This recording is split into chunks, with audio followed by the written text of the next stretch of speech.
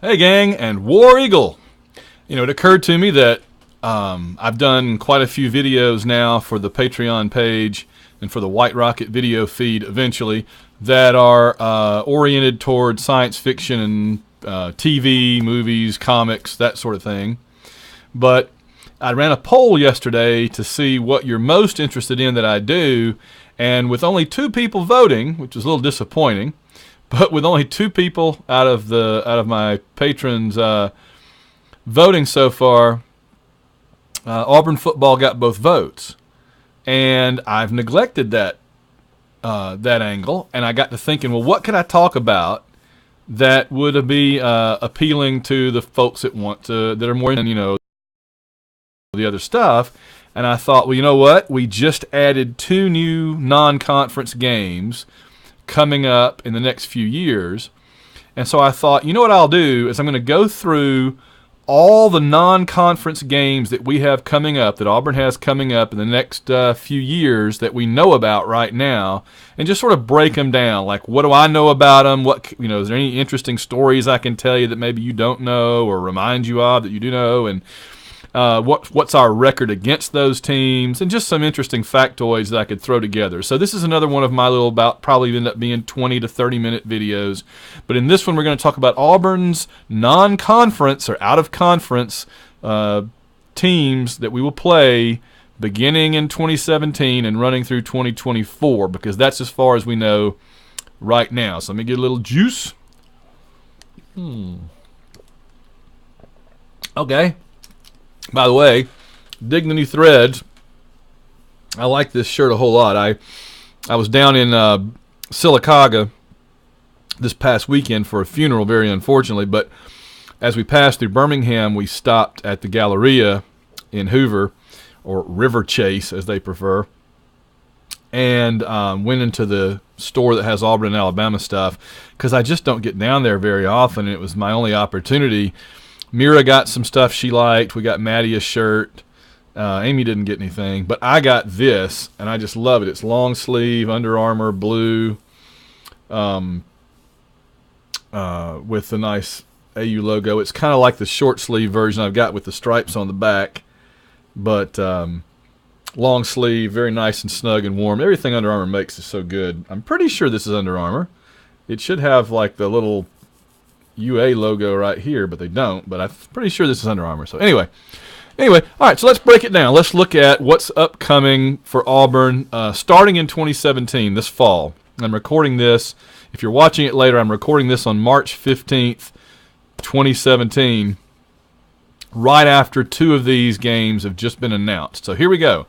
In 2017, we know obviously, we know the 4 out-of-conference games. We start out playing the Georgia Southern Eagles.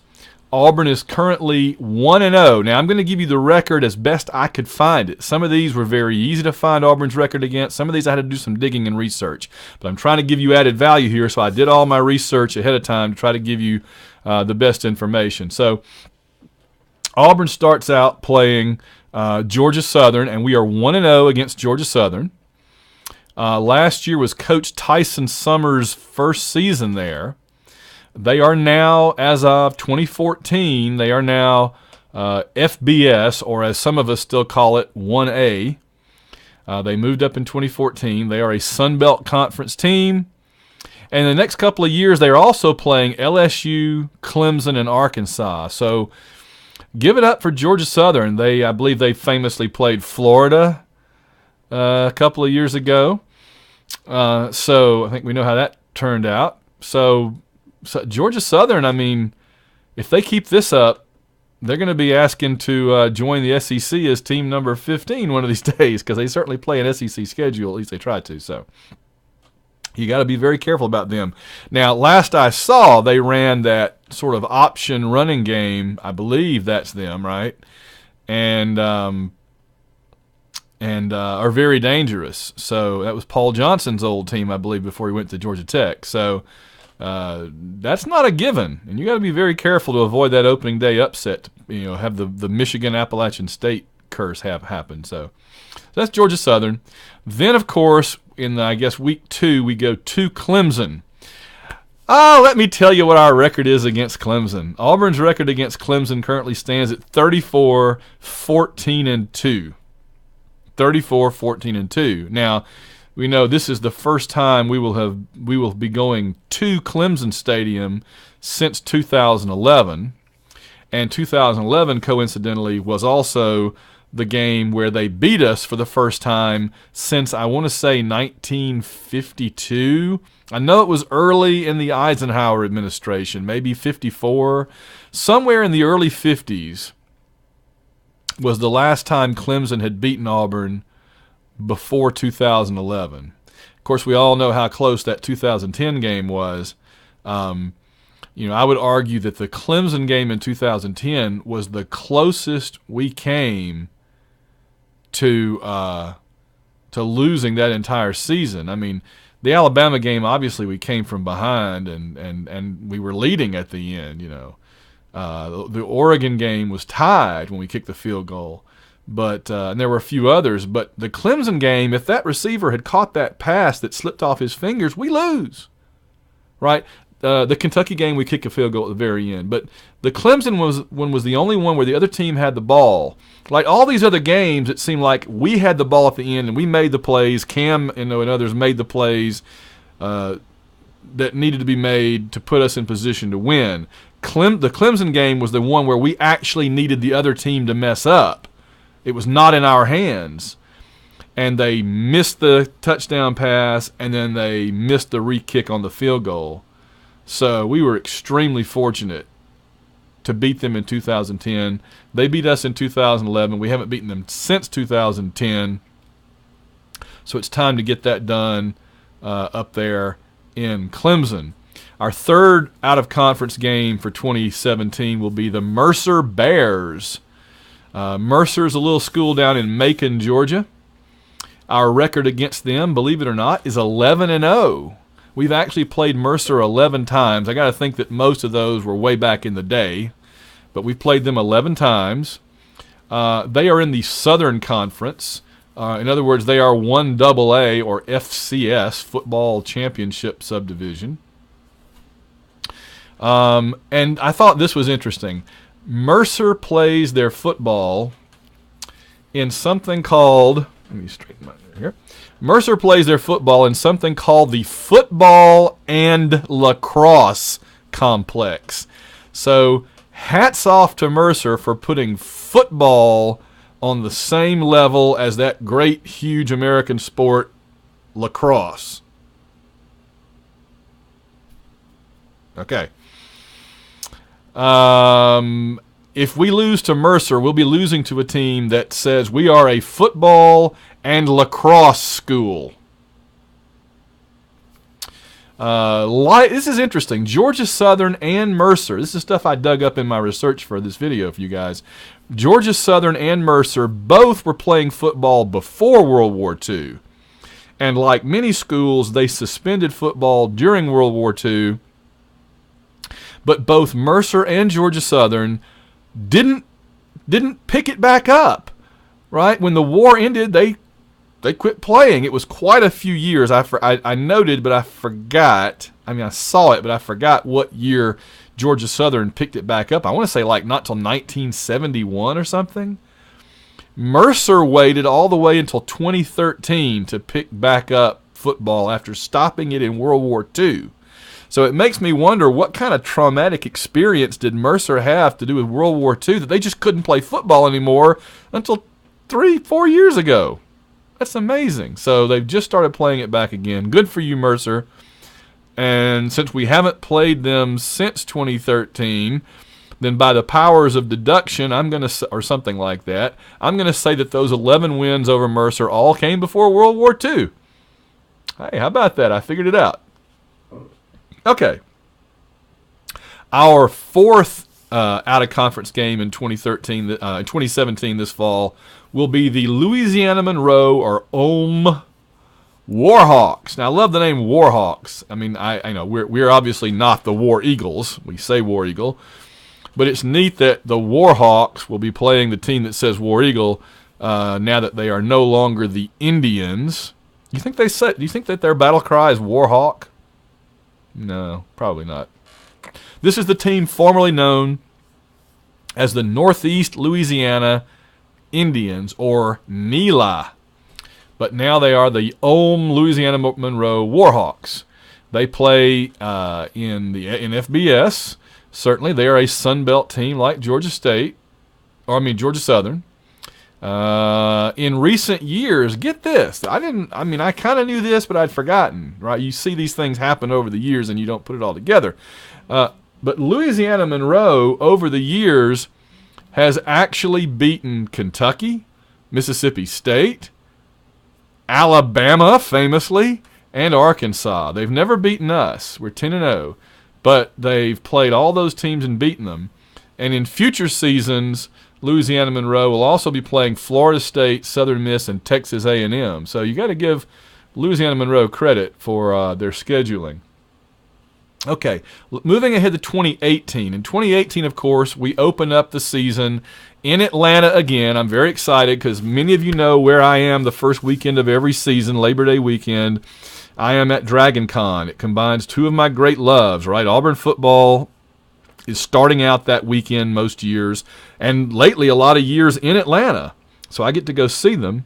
I get to go see them, and it's not even an Auburn football trip for me. I'm just in town, and they happen to be there the same weekend as me several years running now. That was 2012, and that was 2015. That was Clemson and Louisville, and now they'll be back in the Chick-fil-A kickoff game playing. I guess that'll be in the new stadium, in the big Falcon Stadium, playing the Washington Huskies. As near as I can tell, we've never played the Washington Huskies before. We are 0-0. This is, of course, the team that Chris Peterson has taken over and took all the way to the college football playoffs last year. It's hard to believe this will be the fourth season for Chris Peterson at Washington. It feels like he just started there. If you'd asked me, I would have said last year was his second year maybe, but it was actually his third, and this will be his fourth, so time is flying. Washington, I looked this up. I was curious. Washington has the 19th all-time winning percentage in Division 1A or FBS. I'm getting a buzz from my phone. This will be they're 19th all-time. I think we're like 13th, somewhere in there. So interesting. I did see that Washington played their first college football season 3 years before we did, in like 1889. So give them credit. They've been around a long time, even longer than us, playing football. And like us, they claim 2 national championships, 1960 and, of course, 1991 that everybody remembers with Coach James, I guess Don James. But various sources credit them with more, just like us, and they could claim as many as 5, just like we could claim something like 7 or something along those lines. So interesting that Washington and Auburn are very similar historically in football. We're a little bit ahead of them, but not a lot. Okay, so that's interesting. So we'll start off in Atlanta in 2018, playing Washington in the new stadium in Atlanta. And I will be there if at all possible. I will get into that game some way or another. Let's see. Then we play our second out-of-conference game next year. 2018 will be Southern Miss. Auburn used to play Southern Miss quite a bit. I remember in the 1980s and 90s, they were pretty much an annual opponent. We played Southern Miss all the time. We are 17-5-0 against Southern Miss. I was at 2 of those 5 losses, unfortunately, because I remember them very well, 1990 and 1991, and, of course, those were the Brett Favre show. That was the Brett Favre show. Both years, Favre just sliced and diced our secondary and drove them down. I remember at least one of those games, Brett Favre led them down at the very end to pull out the win, because I remember the Southern Miss fans and players on the sideline went, "Yay!" and then they ran out. I mean, their celebration was like, and then they were gone. They did not want to hang around our stadium after winning that game, and good for them. Okay. Of course, that's the Hattiesburg, Mississippi Southern Miss, who, for a while there in the early 80s, they were the dominant team in Mississippi. They were having better seasons as an independent than Ole Miss or Mississippi State were. They were a better program. We struggled harder to beat Southern Miss a lot of years than we did Ole Miss or Mississippi State. It's funny because ever since the SEC divided and the West got so strong, Southern Miss has kind of dropped back to almost like a second-level program in people's minds, at least. And they've had some bad years. But they've also had some very good years, and people don't realize, I think maybe younger fans don't realize, Southern Mississippi used to be, of the three, the most dangerous program in that state. And I think that today, the only thing that holds them back is they're the only one of the three that are not in the SEC. That used to not be as big of a problem. I think today it's a problem in terms of recruiting and money, exposure, television, all that. It didn't hurt them as much in the early mid-'80s into the early '90s, but now it hurts them, I think. So that's Southern Miss. And then also that year, our third, we'll have to add a fourth, obviously, but our third is the Alabama State Hornets. Now, to the best of my knowledge, we've never actually played Alabama State. That was Alabama A&M. I'm like, wait, I thought we played Alabama State, but that was Alabama A&M, so who we've played twice now. So we'll play Alabama State, the Hornets. I think for the first time, I couldn't find a record of us playing them. They are in the SWAC, the Southwestern Athletic Conference. They are in FCS, which means they are 1AA, or Football Championship Subdivision. But I don't know a lot about their offense, their defense, and I just didn't find a lot, and I didn't feel like really going and looking when there's certain other teams on this list I still have to talk about. So moving on.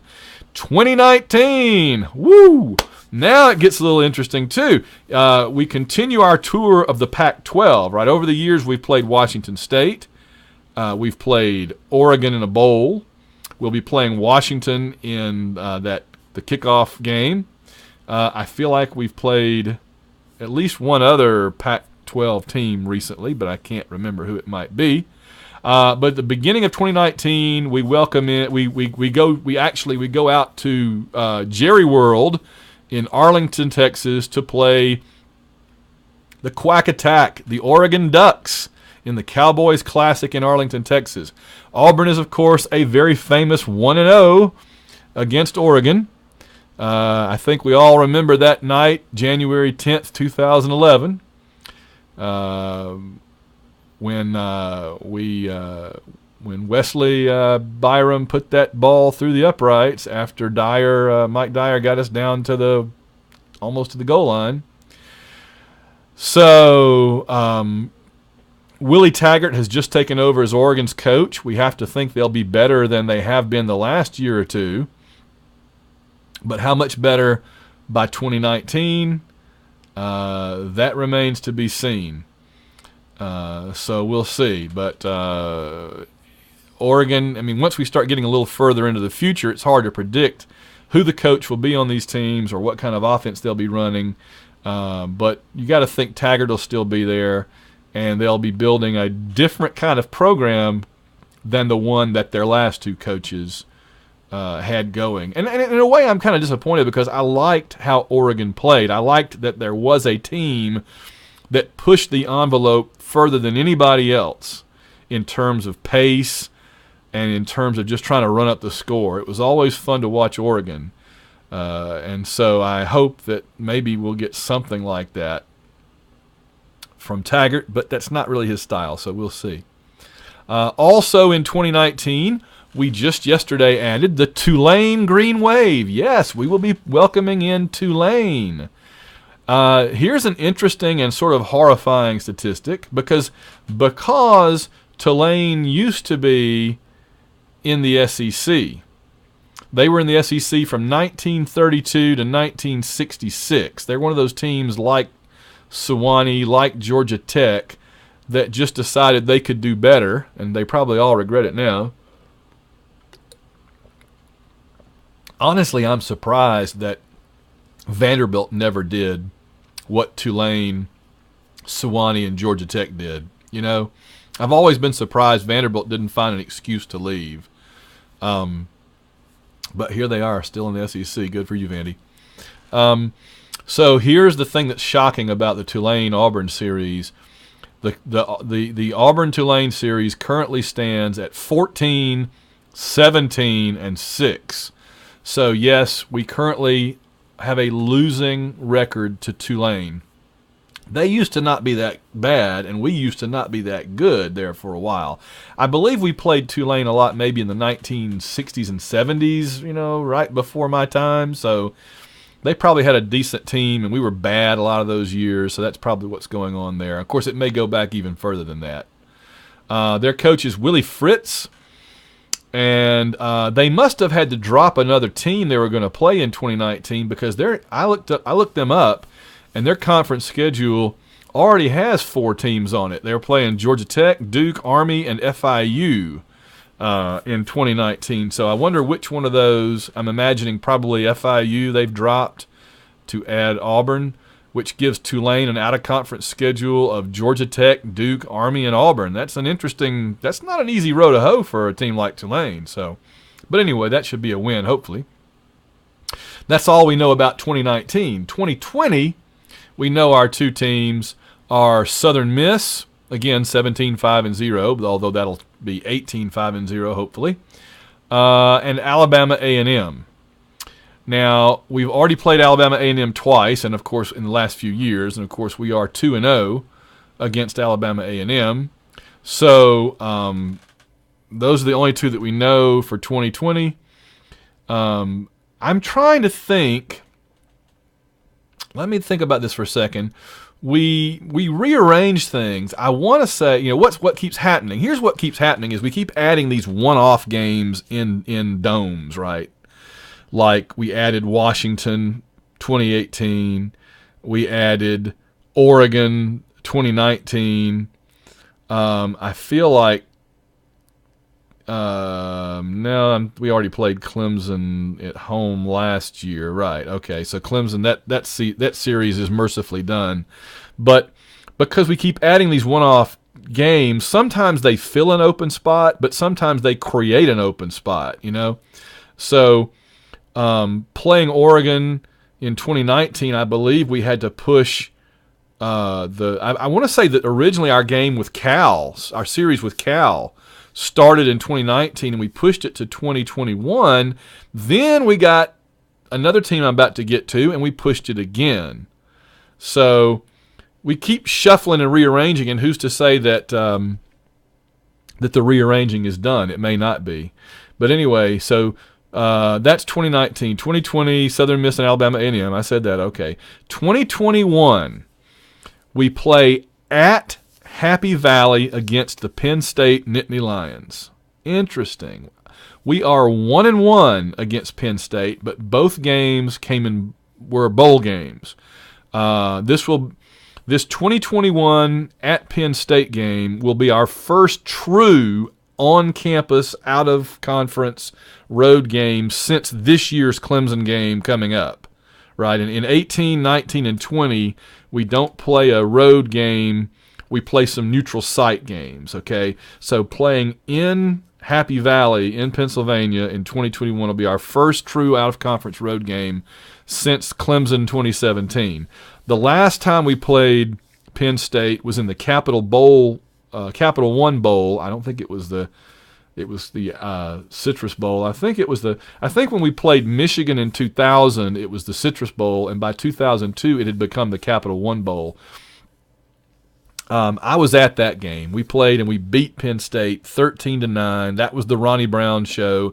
That was the 2002 Auburn team that struggled for a while, but somehow after Cadillac got hurt against Florida, Ronnie Brown just exploded and became the man and carried us for the rest of that 2002 season. And so we went on and beat Penn State there. Just shut their running back down. Big back that went on to the NFL. We totally shut him down. And Ronnie Brown had a great game and I think won MVP. And we beat him 13-9. Let's see. The other time we played Penn State, I remember watching on TV, I was not there, was the Outback Bowl after the 1995 season with Terry Bowden. It was the first bowl game Terry ever coached, I believe. And we lost 43-14. That was a game where it was pouring down rain most of the game. The field was incredibly slick. And I remember Stephen Davis, our great running back, getting a concussion, hitting his head, even through his helmet. hitting his head maybe on somebody's knee when he slid down in the rain. And after Davis went out, that 95 team just couldn't get anything going. It was raining. The passing game wasn't working with Patrick Nix. The running back was out, and so they piled us up pretty good after Davis was hurt. So we go to play at Penn State. We also, in 2021, play the Georgia State Panthers. Now, again, as best I can tell, we are 0-0, never played Georgia State. This is not to be confused with Georgia Southern, although I already have once here confused them. This is the downtown Atlanta team that was started up in 2010 under Coach Bill Curry. And they are already in FBS. They are a Division 1A team now. That didn't take long at all. This is another Sun Belt team. And this I thought was interesting about Georgia State is that their first football game ever was in 2010 against Shorter, which is now Shorter University. It used to be Shorter College. And that is one of the schools where I used to teach. So one of my former programs played Georgia State, and I believe Georgia State won. Also in 2021, we will play, I'm sure in Jordan-Hare again, the Alabama State Hornets again. So we'll have 2 games coming up against Alabama State. Let's see, 2022, we've got 2 games scheduled so far out of conference in 2022, and the second one is the one that was just announced in the last 24 hours. We play in Auburn against Penn State. Won't that be interesting? It'll be interesting to welcome the Penn State fans to the loveliest village. And believe me, if there's a way I can get to that game, I'll be there. I certainly would like to see Auburn play Penn State at home. Also in 2022, we have just added the Western Kentucky Hilltoppers, and that is not a gimme. That's 2 pretty decent games because Western Kentucky has been a very competitive team over the last few years. Western Kentucky and Auburn. Auburn is currently 2-0.